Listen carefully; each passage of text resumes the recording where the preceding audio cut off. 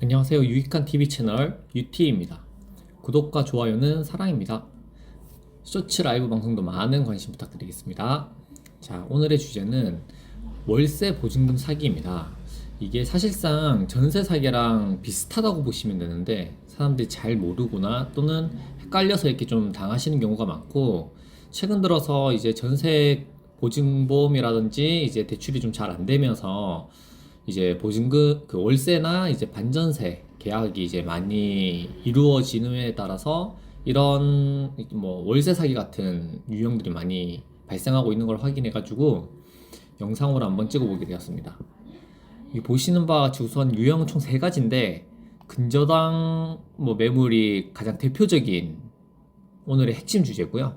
나머지 위반 건축물 매물이나 이종 근린 생활시설 매물, 요 두 가지 유형은 사실상 일단은 문제가 다소 있기는 한데, 그래도 주택임대차 보호법상 임차인으로서의 보호는 다 받기 때문에, 보증금에 대한 보호는 다 받기 때문에 뭐 크게 이제 뭐 문제가 될 부분은 없지만, 그래도 우리가 계약을 하고 나중에 내가 만기가 돼서 나갈 때 아무래도 새로 들어오시는 분 입장에서는 이러한 두 가지 매물도 다들 이제 꺼려하는 매물이기 때문에 당연히 가급적이면 계약을 안 하시는 게 좋습니다.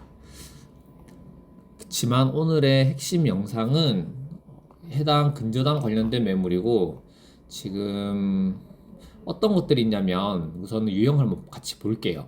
여기 보시면은 네이버 부동산에 있는 매물들을 여기 화곡동하고 뭐 등천동 뭐 여러 군데를 가지고 왔는데, 보통 이런 월세 보증금 사기 같은 경우에는 큰 특징이 보증금들이 다 5,500만 원이에요. 이렇게 보시면 총 4개 정도 가져왔는데 보증금들이 다 5,500만 원이고, 집주인들까지도 이제 매물 확인을 한 인증한 매물들이라 이런 매물들 허위 매물은 절대 아니에요. 오히려 그러다 보니까 이런 보증금이 5,500만 원이다라고 하면 살짝 의심을 해봐야 되고, 이 중에서 보통 소재지들은 여기가 이제 주소는 확인이 되는데, 여기에 있는 두 번째 있는 위반 건축물 매물 같은 경우는 요번에 작년 11월에 개정이 되면서 아마 한 달 전쯤인가부터 이제 광고하는 사이트들도 다 이제 추가가 돼서 위반 건축물에 해당이 되는지 안 되는지에 대한 부분도 다 이제 표기가 되어 있기 때문에 사전에 확인할 수가 있습니다.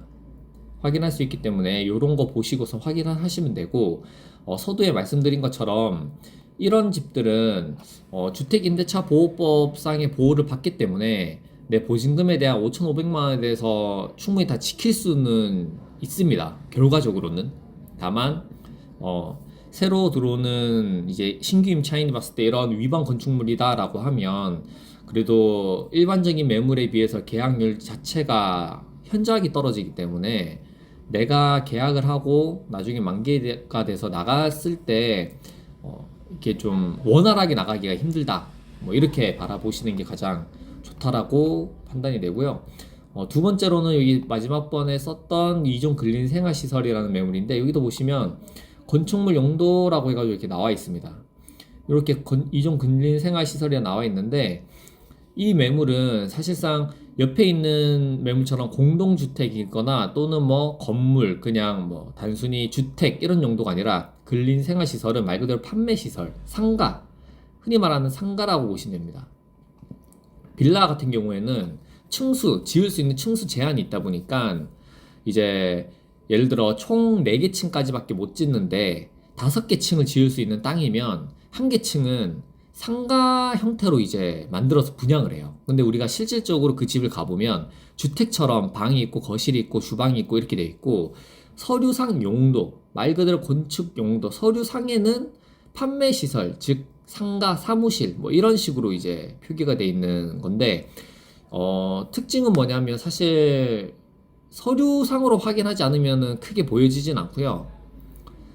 주택 용도로 사용을 하게 되면 과태료 나오고 이제 뭐 구청으로부터 이제 그런 안 좋은 이제 페널티가 부여받기 때문에 계약을 절대 하면 안 되는 매물 중에 하나기는 하고, 다만 이제 이런 집들이 이제 매매가 할 때 일반적인 옆에 있는 공동주택인 매물보다는 보통 분양가의 1억에서 2억도 싸게 이렇게 다들 이제 분양을 하기 때문에 잘 모르시는 분들은 이걸 덜컥 계약하시는 경우가 많습니다.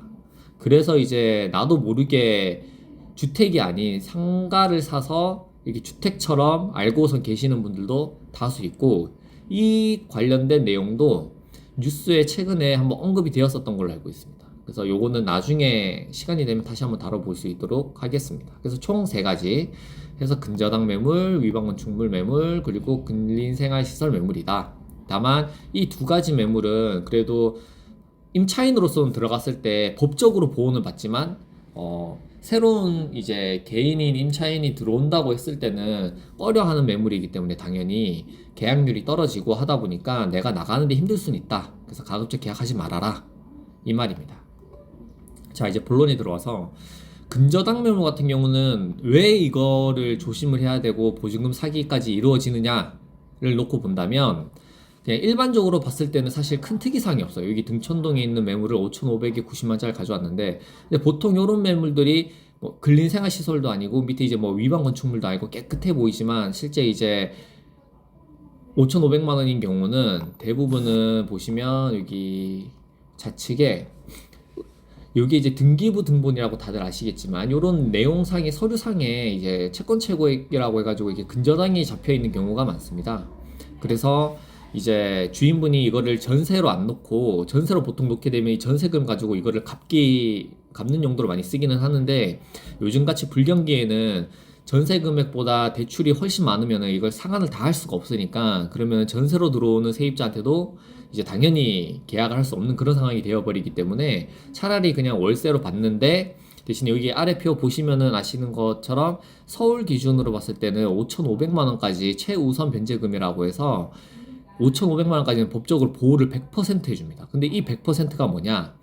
여기에 나와 있는 근저당 설정보다 여기 순위번호 9번보다 밑에 10번 또는 얘의 두 번째 보다 이 근저당보다 늦게 들어오면 원래는 2번째로 배당을 받기 때문에, 경매가 만약에 집이 잘못돼서 넘어간다 했을 때 2억 9,160만 원이 다 제외하고 나서 남는 돈 있으면 나한테 5,500만 원을 주지만, 여기에 말하는 이 5,500만 원은 얘보다 우선해서 받습니다.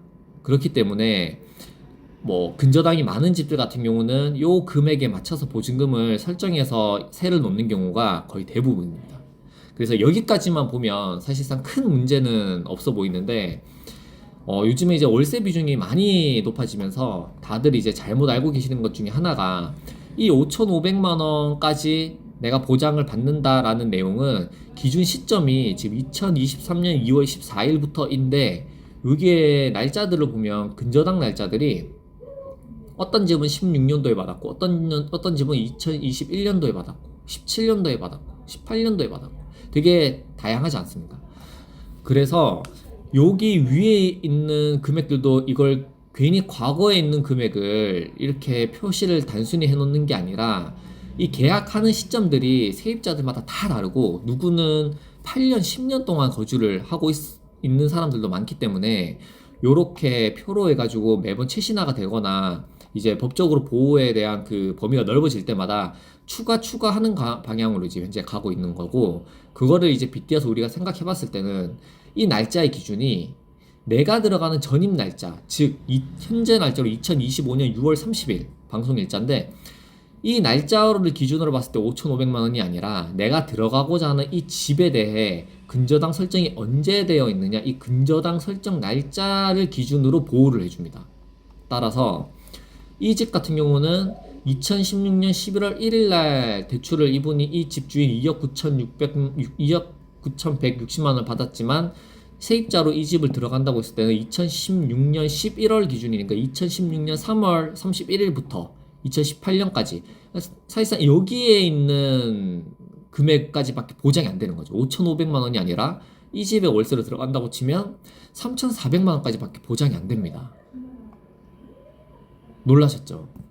그러니까 이게 부동산들이 웬만해서는 다들 알고 계시긴 하는데 간혹 모르는 요즘에 부동산들도 많고, 아무래도 부동산 이런 중개업들 자체가 이게 다들 이제 어느 정도 아시겠지만, 뭐 100% 모든 걸 다 알고 있지는 않습니다. 이 동네에 있는 부동산들도 주택을 위주로 하느냐, 상가를 위주로 하느냐, 뭐 건물, 토지를 위주로 하느냐에 따라서 포지션들이 다 나눠져 있습니다. 그래서 우리가 공단이나 이런 공업단지 같은 데 가면 공장 전문, 뭐 이런 식으로 이제 되어 있는 부동산들도 많지 않습니까? 그래서 그런 것들을 바라봤을 때 잘 모르는 부동산들도 있다.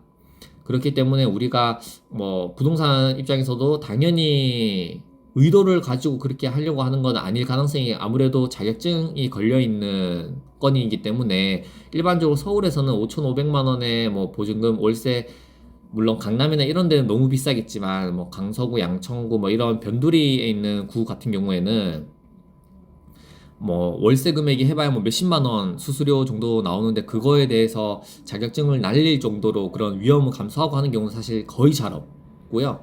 네, 그렇기 때문에 뭐 그런 의도는 아닐 텐데 혹시나 이런 경우가 생길 수도 있고 잘 모르고 발생할 수도 있고 이걸 말 그대로 또 이용을 해서 악용하는 경우도 사실 많습니다. 그래서 이게 가장 중요한 핵심 키포인트이기 때문에 다들 요 부분을 가장 많이 좀 눈여겨깊게 봐주시고 앞으로 계약을 하실 때 또는 집을 찾으실 때 이렇게 보시면 될 것 같습니다. 이런 것들을 확인하는 것들은 일단은 첫 번째로 보통 매물 광고에 보시면 이제 이런 식으로 이제 위에 말씀드린 것처럼 뭐 위반 건축물이냐 또는 근린생활시설이냐 이렇게 나오는 거고 만약에 그러한 것도 없다라고 하는데도 불구하고 5,500만 원이다 보증금이 그러면 여기에 대해서는 일단은 이 주소가 어느 정도는 나오지만 이게 호수까지 나오진 않기 때문에 가급적이면은 두 번째로 이 해당 매물을 광고하고 있는 부동산이나 또는 요즘에 직거래 플랫폼들이 많이 있기 때문에 직거래로 이렇게 내놓으신 임대인분한테 직접 문의를 해서 확인하는 방법이 있고 뭐 그렇게 하더라도 혹시 모르니 제가 요 5,500만 원 조심하라고 했으니까 나중에 계약을 하는 단계에 있어서 서류 확인까지 같이 여기 보이는 것처럼 하시는 게 좋고 이 우측에 제가 띄워놓은 요 내용은 인터넷에 이제 2025년도 최우선 변제금 표 이렇게 검색하시면은 나옵니다. 그래서 그 내용을 이제 같이 뽑아서 확인하셔도 되고 계약하러 가시는 부동산에도 웬만해선 다 비치가 되어 있기 때문에 요런 걸 다 확인해서 아마 진행을 해 주실 거고 직거래 하실 때는 별도로 확인 잘 하셔야 됩니다. 그래서 만약에 내가 이렇게 바라봤을 때 이제 요 근저당 날짜랑 여기 날짜랑 봤을 때 보증금은 5,500만 원인데 내가 보장받을 수 있는 금액이 날짜를 비교해보니 근저당이 2016년도로 내가 3,400만 원까지밖에 안 된다 라고 하면은 보증금을 조정을 해달라고 하거나 또는 가급적 그런 집은 계약을 하지 않는 게 좋습니다. 네, 이게 주인이 현금 융통이나 뭐 이런 보유 여력이나 이런 것들이 사실 많지 않기 때문에 또는 갭 투자를 하거나 뭐 이렇게 했다가 이제 전세 금액이 떨어져서 월세로 전환하는 경우도 많기 때문에 아무래도 여력이 안 되는 분들의 가능성이 가장 높습니다. 그거에 대한 특성이 있어서 한 가지 부류인 거기 때문에 보증금 5,500만 원 매물 같은 경우는 사실 네, 제가 개인적으로는 정말 추천드리지 않기 때문에 뭐 아무리 좋은 집이고 깨끗한 집이라고 할지언정 일단은 결과적으로 예방 방법으로는 일단은 보증금 5,500만 원인 집은 가급적이면 절대로 계약하지 않습니다. 네, 여기까지